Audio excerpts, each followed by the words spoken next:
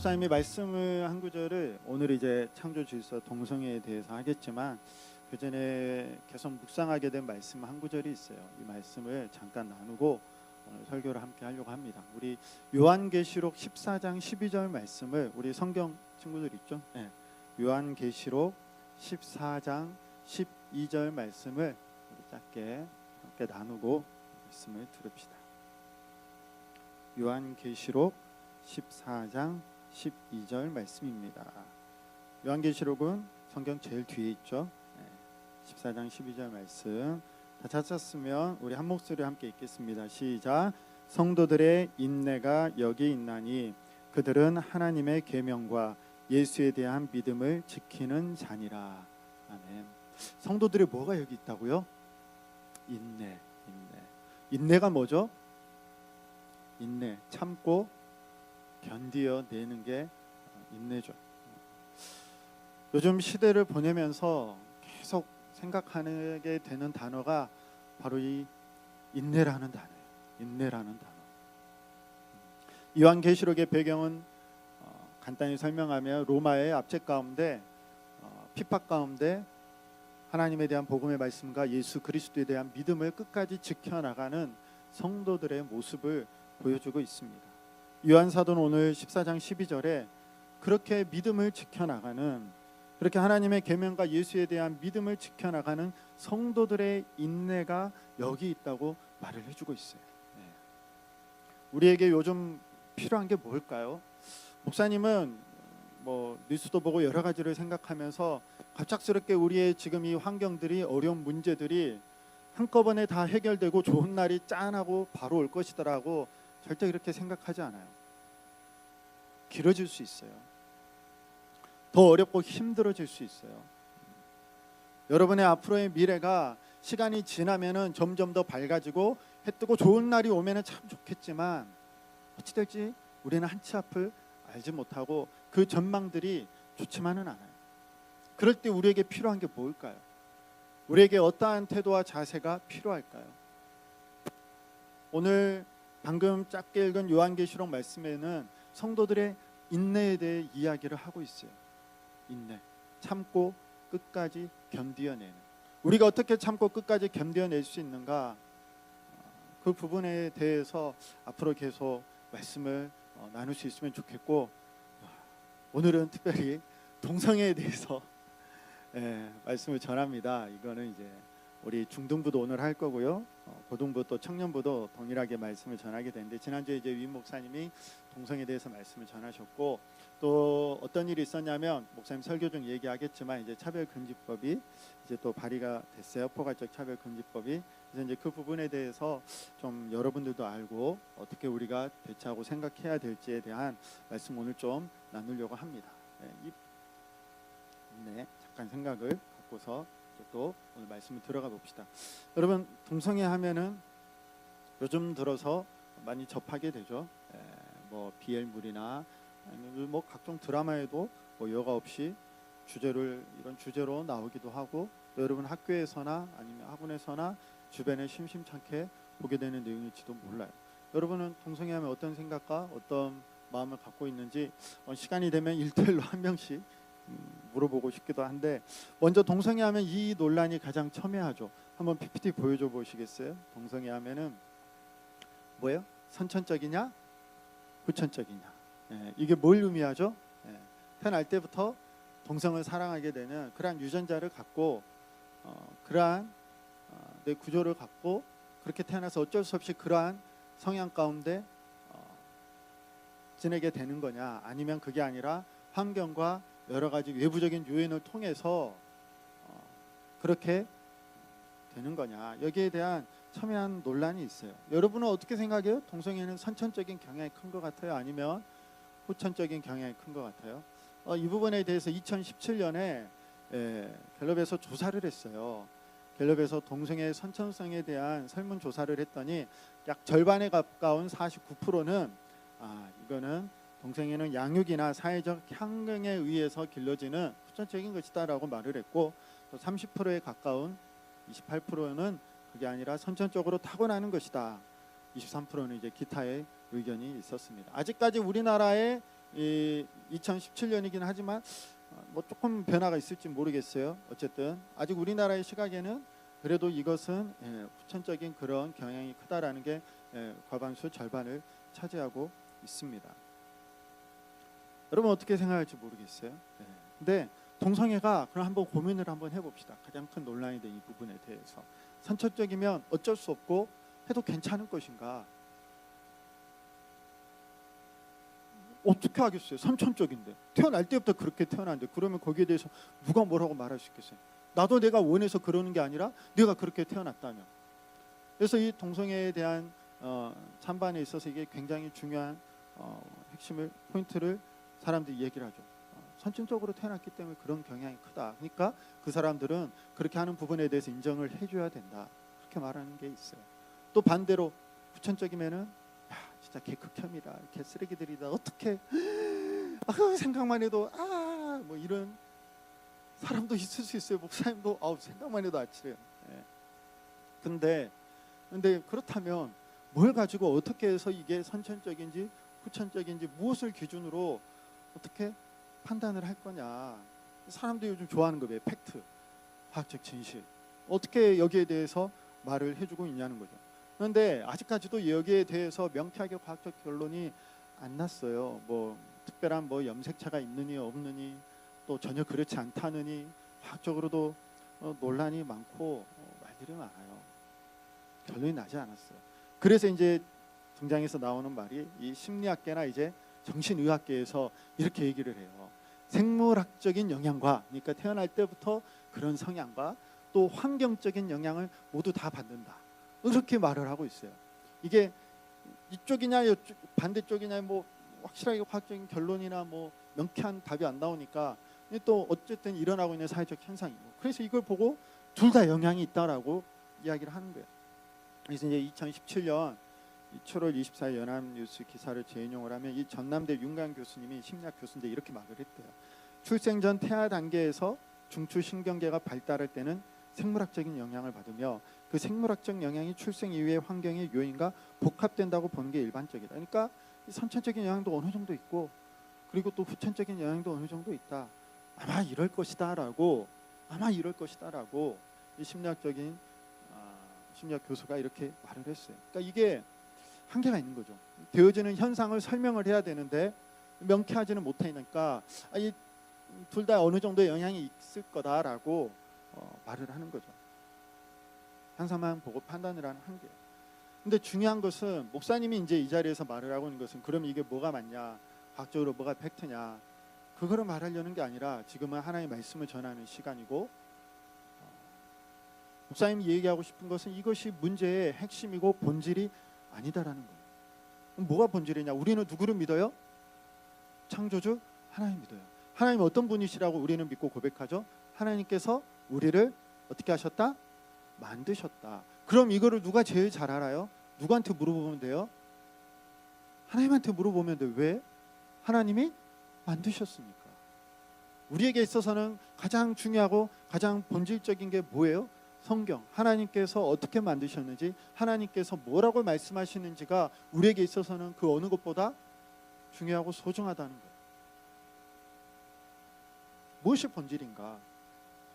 만든 분에게 물어봐야죠. 근데 우리는 창조주 하나님을 믿고 하나님의 말씀 따라서 생활하고 판단하고 기준으로 삼으면 되지만, 이제 사회에는 하나님 믿고 따르는 사람만이 아니라 그렇지 않은 사람들도 살아가고 있단 말이죠. 하나님 믿지 않고 부정하는 사람들도 있어요. 어떻게 해야 돼요? 해결책이 없죠. 그래서 지금 계속 화두가 되고 논의되는 게 뭐예요? 사회적인 합의가 그들에게는 의미가 있는 거예요. 과학적으로 명쾌하게 밝혀지지도 않았고 뭐 창조주에 대한 믿음과 신앙이 있는 것도 아니고, 그러다 보니까 사회적인 합의가 이것을 어떻게 끌어내느냐가 그들에겐 굉장히 중요한 거예요. 그래서 계속해서 이전부터 이 부분에 대해서 주장을 해나왔죠.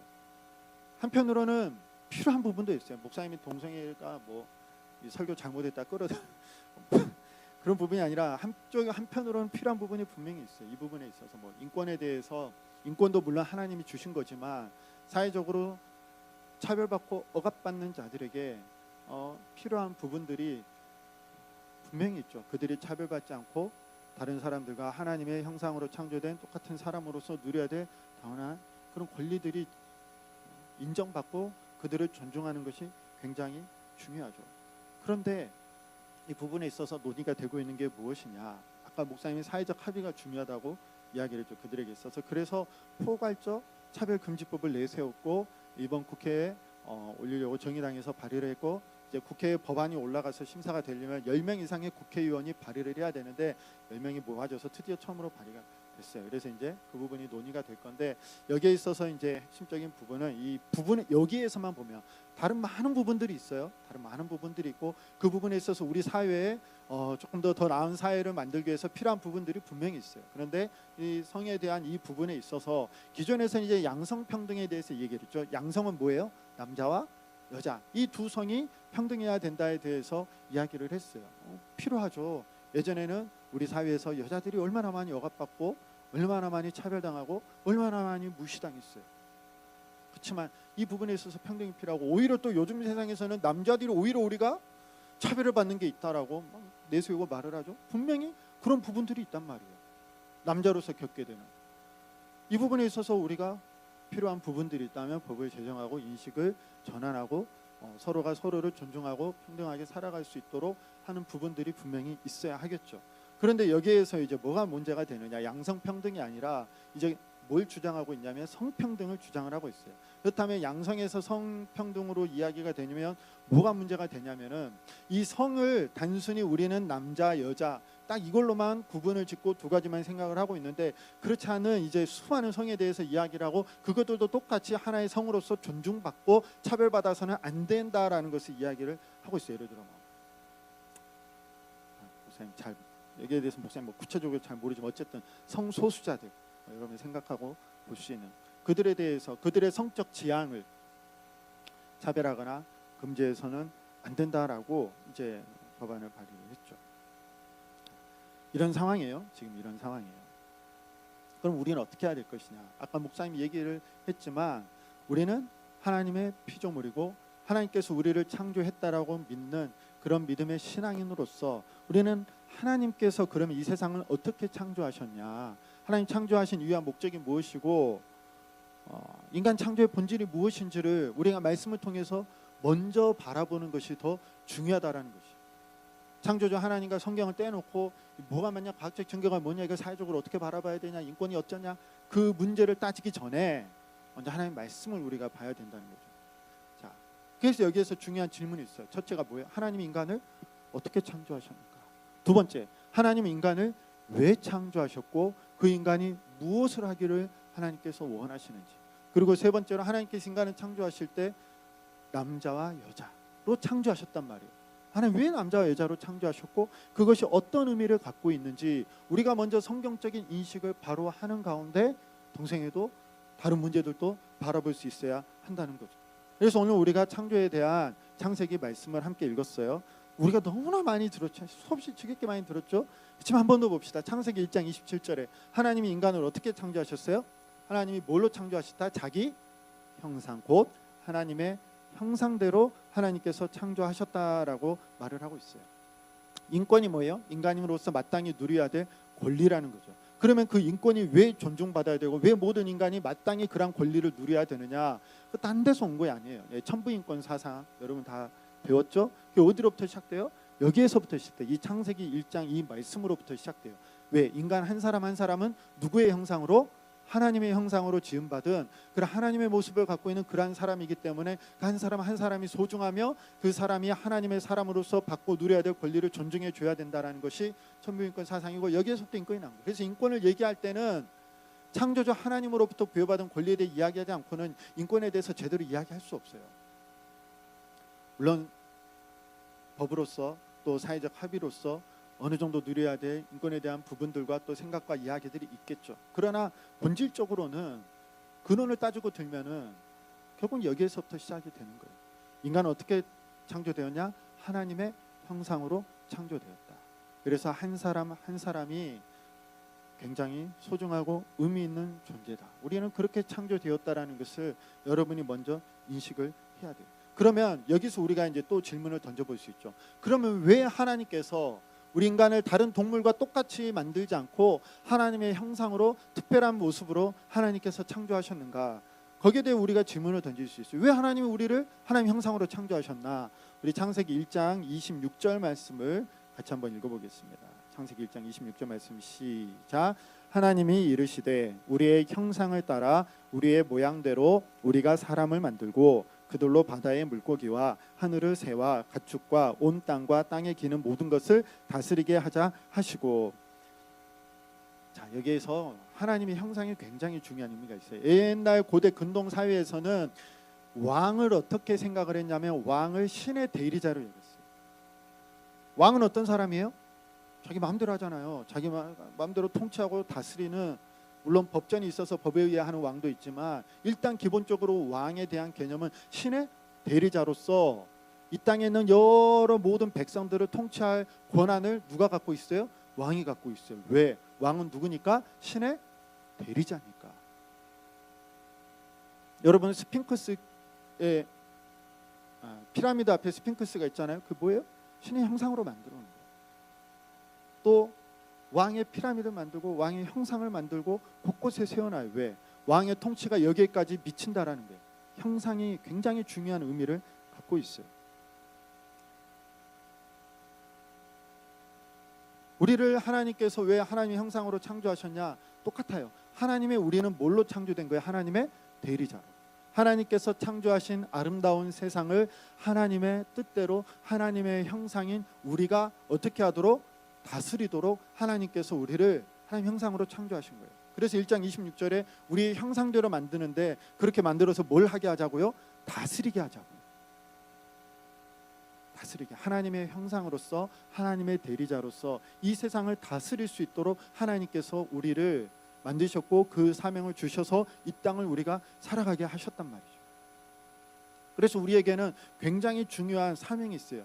그건 뭐예요? 하나님 창조하신 아름다운 세상을 어떻게 해나가야 돼요? 아름답게 보존하고 가꾸고 지켜나가야 돼. 그러한 의무와 책임이 누구에게 있어요?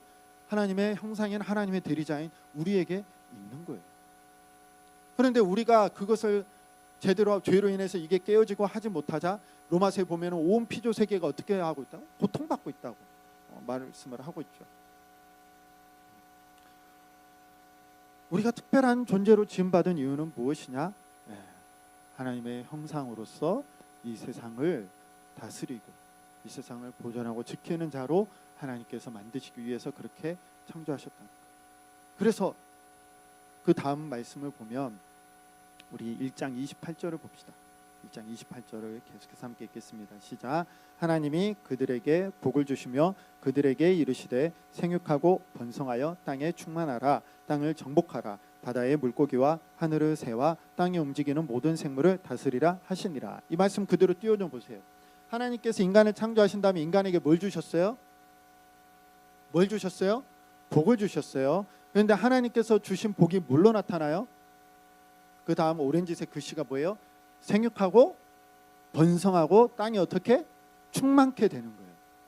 하나님이 우리에게 주시는 복은 뭐예요? 생육하고 번성하고 땅에 충만해지는 거예요. 왜 이게 필요할까? 왜 하나님께서 이런 복을 주셨을까?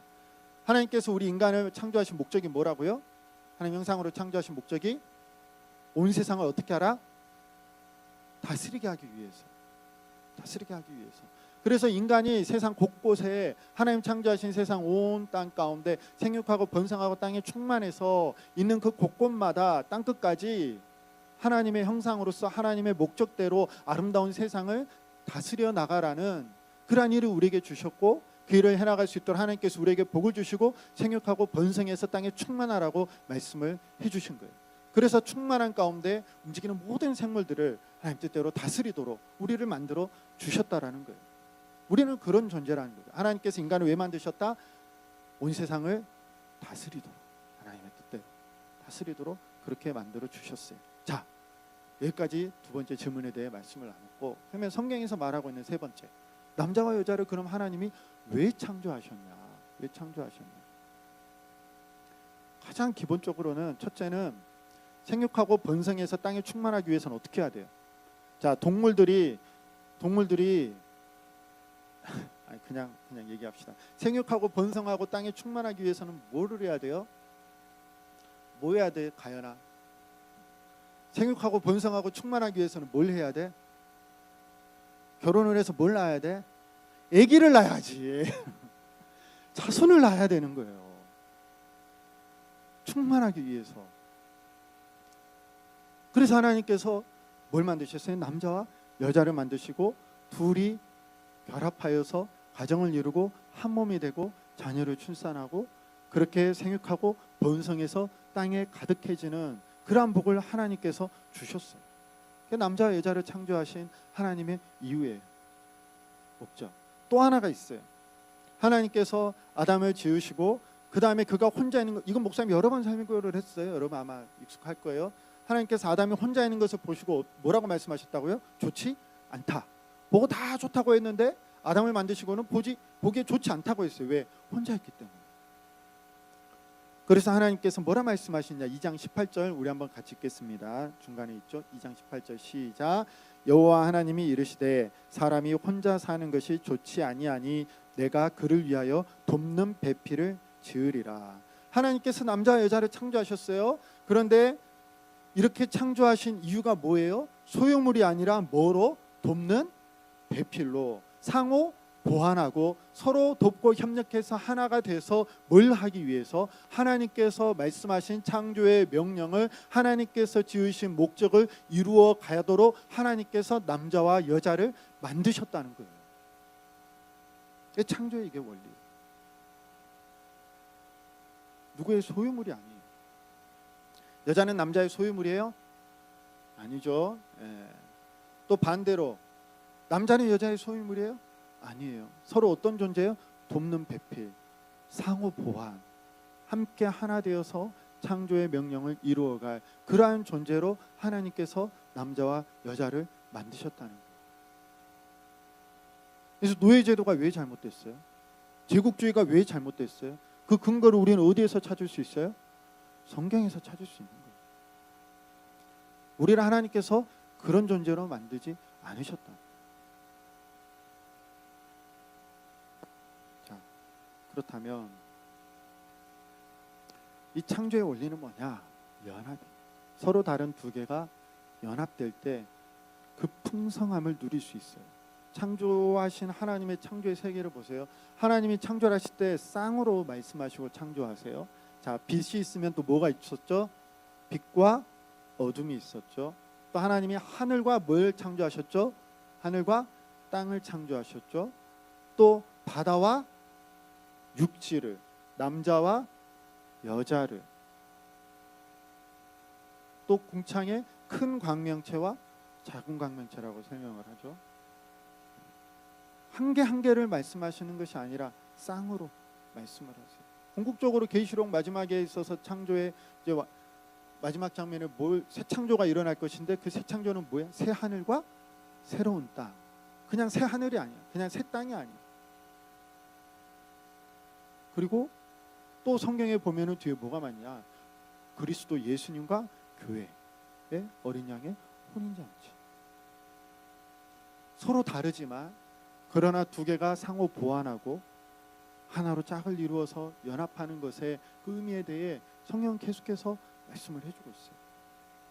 그래서 이제 결혼식 때 여러분이 자주 보는 말씀이 드디어 우리 읽었던 오늘 말씀이 등장했죠. 우리 2장 24절 말씀 함께 읽겠습니다. 시작.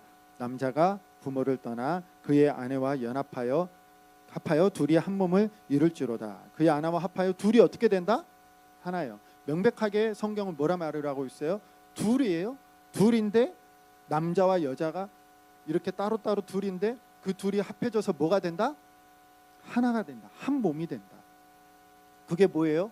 결혼이에요. 결혼. 이 둘이 하나가 되고 또 다시 이를 통해 한 몸을 이루어서 자녀를 출산하고 생육하고 번성해서 땅에 충만하게 되고 각자의 그 충만한 자리에서 하나님의 창조의 명령을 수행할 수 있도록 하나님께서 남자와 여자를 만드셨고 둘이 가정을 이루고 계속해서 그 일을 이루어가도록 하나님께서 창조하셨다라는 거죠. 그러면서 또 중요한 말씀이 있어요. 누구를 떠나요? 부모를 떠나. 왜 부모를 떠나야 될까? 간단해요. 이거는 간단하게 여러분 설명. 물론 요즘 사회 현상 가운데 부모에게 어쩔 수 없이 이제 붙어서 같이 사는 그런 세대들도 있지만 어쨌든 하나님의 창조 원리는 남자와 여자가 누구를 떠나서 부모를 떠나서 합해서 한 몸을 이루어야 돼요. 왜? 계속해서 모여 있는 게 아니라 하나님 어떻게 하셨어요? 창조의 말씀 뭐예요? 온 땅 가운데 하나님의 통치와 다스림, 생육하고 번성해서 땅이 충만하기 위해서는 부모를 떠나서 또 다른 것에 터전을 잡고 계속해서 그 일이 일어나야 땅에 가득하고 충만하게 되는, 부모를 떠나는 거예요. 바벨탑 사건도 뭐예요? 우리가 우리의 이름을 내기 위해서 스스로 탑을 쌓고 모였을 때 하나님께서 어떻게 하셨어요? 온 땅 지면으로 흩으셨어요. 하나님의 창조의 질서는 그게 아니라는 거죠. 부모의, 자식에 대한 부모의 권리가 있어요, 없어요? 있죠. 내가 키우고 내가 낳고 내가 키운 자식인데. 그렇지만 그 부모의 권리조차도 남자 여자가 결혼하게 되면은 이 둘이 한 몸이 되었기 때문에 거기에 우선순위가 될 수가 없어요. 결혼 다음이에요. 우리 여기에 시어머니 되실 분들은 잘 기억하셔야 돼요. 예? 결혼한 아들은 이제 남의, 어떻게 설명해야 되지? 이제 결혼한 내 아들과 내 딸은 이제 내 자식이 아니에요. 한 가정의 남편이고 아내가 먼저인 거예요. 그거를 내가 우선권을 주장하려고 하면은 고부간의 갈등이 끊이지 않을 수밖에 없는, 창조의 원리는 그게 아니에요. 부모를 떠나서 한 몸을 이루어서 또 새롭게 계속해서 창조의 명령을, 질서를 이루어가는 것이 창조의 질서죠. 자, 그런데 여기에서 이제 뭐가 문제가 되었냐? 이 모든 것이 시작의 부분에서는 하나님이 아름답게 하나님의 창조의 질서의 원리대로 하나님께서 보시기에 좋게 창조를 하셨어요. 그런데 여기에 뭐가 들어왔죠? 죄가 들어왔어요. 처음에는 아담과 하와가 벌거벗었으나 부끄러워했을까 안 했을까? 부끄러워하지 않았어요. 왜? 서로 간에 아무런 거리낌이 장벽이 없었거든요. 서로를 용납하고 받아들여서 완전하게 하나가 됐어요. 그런데 창세기 3장에 죄가 시작이 되죠. 이 죄는 뭐였어요? 하나님께서 창세기 3장에 에덴 동산을 만들 때 아담과 하와에게 뭐라 말? 동산에 있는 모든 나무는, 열매는 다 어떻게 해요? 먹을 수 있어요. 있는데 뭐는 먹지 마라? 선악을 알게 하는 나무의 열매는 네가 먹지 마라. 먹으면 어떻게 된다? 죽는다 말씀하셨어요. 하나님은 째째한 분이 아니에요. 넌 이것만 먹고 살 수 있어. 다른 거는 아무리 유혹이 와도 절대 먹으면 안 돼. 그럼 얼마나 힘들어 얘들아. 하루 종일 한 개만 똑같은 것만, 치킨만 니들 1년 365일 먹는다고 생각해봐. 아무리 치킨이 좋아도 그게 맛있겠어 나중에. 근데 하나님은 모든 걸 다 먹게 하셨어. 동생한 모든 걸 다 먹게 하셨는데 그 중에 하나는 먹지 말라 하신 거예요. 이걸 통해서 목사님 이것도 다 설교했어요. 세계관에 대해서 이야기할 때 왜 그렇게 하셨는지. 그런데 죄는 뭐냐? 죄는 간단해요. 하나님이 풍성하게 허락하여 주신 모든 것보다 뭐에 초점을 맞추게요? 그 금지된 하나에 초점을 맞추게. 죄 시작이 그런 데서부터 시작을 해요. 이것도 뭐 설명하면 시간이 기니까 넘어갈게요. 극단적으로 비유하면 동성애도 하나님께서 아름답게 창조하시고 남자와 여자를 만드셔서 한 몸을 이루는 풍성한 결혼의 생활을 우리에게 좋은 것들을 허락해 주셨어요. 금지된 하나에 초점을 맞추는 그게 죄죠. 무엇이 문제인가? 다음 PPT 넘겨주세요. 한 몸을 이룬 가정, 생육하고 번성하라. 이를 위해서 한 몸을 이루었어요. 근데 동성애는 이 부분에 있어서 창조 질서에 어긋나죠. 이제 나중에 이제 동성애가 인정이 되면 동성 결혼도 당연히 인정이 될 수밖에 없고, 동성 결혼이 인정이 되면 그 다음에 당연히 입양 문제까지 따라 나올 수밖에 없어요. 하나님이 창조하신 세상을 다스리라고 말씀하셨을 때 왜 남자 여자를 창조하셨냐? 혼자서는 감당하기가 쉽지 않죠. 그러나 둘이 함께 그 창조의 명령을 수행해 나가라고, 상호 보완하고 돕고 협력해서 땅의 충만한 가운데 하나님 만드신 아름다운 창조를, 세계를 만들어 가라고 하나님께서 그러한 목적을 가지고 남자와 여자를 창조해 주셨어요. 그래서 우리는 늘 먼저 근원적인 걸 따질 때 성경의 원리, 하나님 인간을 왜 만드셨나, 하나님 세상을 왜 창조하셨고 인간을 왜 만드셨고, 그래서 우리가 어떠한 삶을 살기를 원하시는지에 대해 우리가 먼저 초점을 맞춰야 돼요. 그렇게 창조하신 그 목적과 원리대로 살아갈 때 우리가 그 안에서 진정한 기쁨과 행복을 누릴 수 있는 거예요. 근데 동성애 목사님도 잘 모르지만 여기에 있어서는 이 창조의 목적과 이 질서보다는 누구 중심이에요? 나로 시선이 맞춰져. 나 중심. 내 취향, 내 행복, 내 선택, 내 권리. 초점이 맞춰져. 그런데 여러분 기억해야 될 게, 하나님께서 우리의 취향과 우리의 행복과 우리의 선택을 완전히 깡그리 다 무시하고 하나님께서 우리를 하나님 멋대로 부리는 그런 장난감과 로봇과 같은 그런 존재로 만드셨을까요? 그렇잖아요. 그러나 우리가 먼저 생각해야 될 게 있어요. 창조의 질서 가운데 그 안에서 우리가 살아갈 때, 그 큰 틀 안에서 살아갈 때 우리가 누리게 되는 내 취향과 내 행복과 내 선택에 즐거움이 있는 것이지, 그것을 벗어나서 이게 먼저 있는 것이 아니에요. 여러분, 죄의 시작을 기억해 보세요. 하나님께서 먹지 말라고 했을 때 하와가 선악과를 봤어요. 그거 봤을 때 하나님이 말씀하신 그 말씀이 먼저 우선순위가 돼야 되는데, 하와가 뭐라고 말했어요? 내가 볼 때 먹음직도 하고 보암직도 하고 탐스럽다고 말을 하죠. 내 취향이, 내가 보는 눈이, 내가 바라보는 관점이 더 중요하게 되고 거기에 우선순위를 두었을 때 죄가 시작됐다는 것. 자, 그럼 이제 이렇게 말씀을 정리하고 이제 처음으로 돌아가 봅시다. 목사님 말하고 싶은 건 뭐냐? 간단해요. 선천적이냐 후천적이냐, 그거를 따지기 이전에 창조의 질서 가운데 동생은 뭐다? 목사님은 죄다고 분명히 이야기를 하고 싶어요. 죄다. 창조의 질서에 어긋난 모든 것은 죄예요. 그러면 우리가 이 문제를 어떻게 바라볼 것이냐? 선택과 취향이 아닌 죄의 문제로 바라봐야 된다는 거예요. 똑같은 죄의 문제로. 그러면 여기에서 우리가 생각해야 될 게 있어요. 하나님은 죄인을 어떻게 대하시는가? 여러분, 동성애를 바라볼 때 어떻게 바라봐야 될까요? 우리의 태도는 어때야 돼요? 걔 극혐, 걔 쓰레기, 정말 어떻게 인간이. 그런데 따지고 보면, 죄의 문제로 보면, 창조의 질서 가운데 죄의 문제로 바라보면 그것뿐만이 아니라 우리도 어떤 존재예요? 죄인이에요. 예수님이 죄에 대한 기준을 이렇게 말씀하셨죠. 여자를 보고 마음에 음욕을 품으면 이미 그 사람은 무슨 죄를 졌다? 간음죄를 졌다고 말씀하셨어요. 여기에서 자유로울 수 있는 남자 있어요? 없어요. 없어요. 우리가 동성애를 바라볼 때 어떻게 바라봐야 되느냐? 극혐 개쓰레기가 아니라 똑같이 하나님의 은혜와 자비와 긍휼하심이 필요한 죄인으로 바라볼 수 있어야 되고, 죄인은 하나님이 어떻게 하기를 원하세요?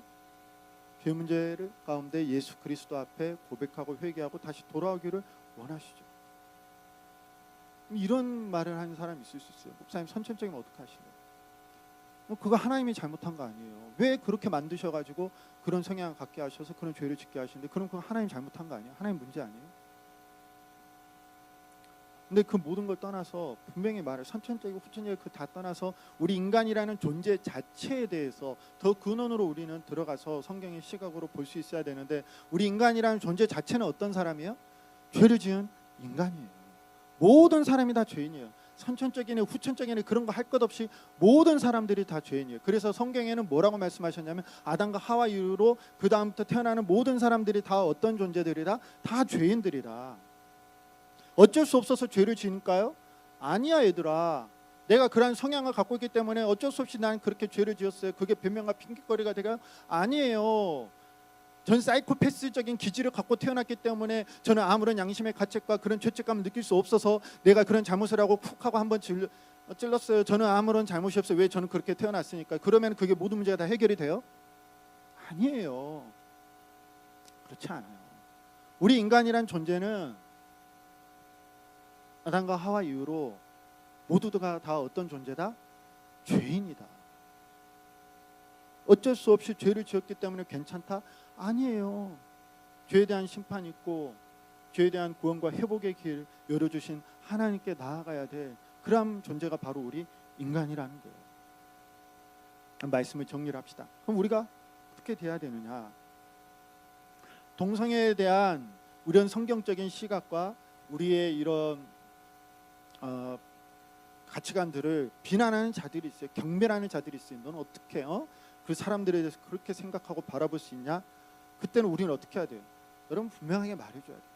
여러분이 갖고 있는, 여러분 목사님 통해서 함께 나누고 여러분 말씀을 통해서 받게 되는 믿음의 신념을 여러분 분명히 말을 해야 돼요. 또 한편으로 이 부분에 대해서 목사님 분명하게 말하고 싶은 게 있어요. 동성 간에 느끼는 매력으로 인해서 갈등하고 이것을 해결하기 위해서 고민하고 애쓰는 사람들이 있어요. 어떻게 우리가 바라봐야 돼요? 어떻게 너무 그런 생각을, 그런 마음을 가지고 갑자기 남자애가 딱 나한테 다가가지고 목사님한테 목사님 저 옛날부터 목사님 좋아했는데 이러면 목사님도 참 쉽지 않은 문제지만 그러나 그렇지만 이 마음을 어떻게 해결할지 모르겠어요. 어떻게 해야 될지 모르겠어요. 도와주세요. 거기에 대해 죄책감을 느끼고 해결하기 위해서 노력하고 있는 자들을 우리가 똑같이 개극혐, 개쓰레기로 취급하고 죄인으로 엄청 못난 놈으로 나쁜 우악질로 바라보는 게 아니라 그들을 공유로 바라보고 죄인을 바라보시는 아버지 하나님의 마음으로 바라보고 우리가 대할 수 있어요. 왜? 그들도 똑같이 하나님 은혜와 하나님의 긍휼이 필요한 사람들이기 때문에. 마찬가지로 나도 분야만 달랐지 어찌 보면 그것보다 더 극혐이고 더 못난 죄인일 수도 있기 때문에. 죄인이기 때문에. 그래서 동성애뿐만이 아니라 성적인 죄에 대해서 여러분 똑같은 경각심을 가지고 여러분 하나님께 회개하며 나아가야 되는 것이 바로 우리의 모습이어야 한다는 것이죠. 하나님 어떤 분이신지 여러분 목사님 계속 요즘 설교 때마다 얘기하죠. 여러분이 성경에서 만난 하나님 어떤 분이신지 예수님께서 이 땅에 오셔서 행하신 일들이 무엇인지 죄인인 우리를 위해서 어떤 일을 행하셨는지 여러분이 기억하고 예수님의 은혜와 사랑으로 그들을 바라보고 대할 수 있고 또 여러분이 성경적인 이러한 창조의 질서에 대한 시각을 가지고 여러분이 바라보고 대할 수 있는 우리 고등부 친구들이 되었으면 좋겠어요. 물론 이 부분에 대한 이제 여러분의 이제 다양한 생각과 질문과 의문들이 분명히 있겠죠. 유튜브 보지 마 얘들아. 유튜브 보니까 온갖 거짓 정보들이 난무해. 그리고 또 너무 극단에 치우쳐져 있어. 목사님 보니까. 목사님 좀 이걸 위해서 유튜브 한 10여 편을 봤는데 물론 좋은 말 해주시는 분들도 있지만 또 극단에 치우친 분도 있고 또 잘못된 정보에 대해 이야기하는 분들도 있고 좀 너무 혼란스러워요. 너무 혼란스러워요. 그렇기 때문에 목사님 이건 안 되겠다. 성경적 영상 그래서 오늘 목사님 하나도 안 보여준 거예요. 성경적 질서가 먼저 우리 안에 잡혀져 있고 그 가운데 바라봐야겠다 해서 목사님 이렇게 말씀을 준비했으니까 여러분 먼저 딴 사람 뭐라 말하고 유튜브에서 뭐 어떻게 그 전에 선생님한테 또 목사님한테 카톡 보내요. 물어봐요. 그래서 함께 또 고민하고 또 어떻게 대할 수 있고 또 이 자리에 혹시 동성 간에 그러한 갈등이 있거나 또 그런 또 마음을 느끼고 있는 친구들이 있다면 목사님 아까도 이야기했지만 목사님 저런 설교하는 거 보니 난 더 이상 여기 있어서는 안 될 사람이겠다 하고 갑자기 사라지지 말고 이야기 나누고 목사님 분명히 얘기했어요. 하나님의 사랑이 필요한 똑같은 죄인의 모습이라 그렇게 바라보고 있으니까 이게 또 함께 얘기를 더 나눌 수 있으면 좋겠습니다.